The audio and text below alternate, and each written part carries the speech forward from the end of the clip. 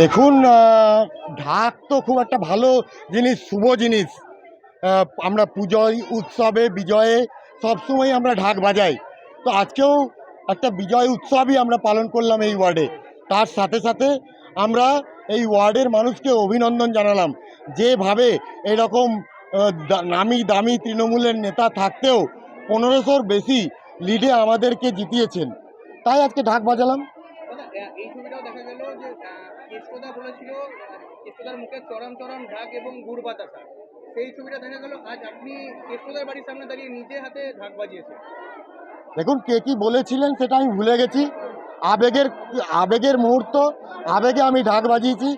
আর একটা ইতিহাস আমার মনে পড়ে, এই ঢাক বাজানোর জন্য এক দুর্গাপুজোয় ওই চত্বরেই একদিন ঢাক বাজিয়েছিলাম বলে পরের দিন আমাকে থানার পুলিশ তুলে নিয়ে গিয়ে জেলে ভরেছিল, 49 দিন জেলে রেখেছিল।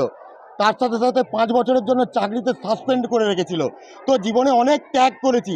আজকে সেই দিনগুলো মনের স্মৃতিকোঠা থেকে বেরিয়ে আসছিল, আর আবেগ ঢাকের বলি হয়ে বেরিয়ে আসছিল। দাদা, এই এমনকি এই যে মাচ্চর গানটাও কিন্তু কেষ্টদার বাড়ির সামনে লাগানো হয়েছিল, কি বিষয়টা বলেন?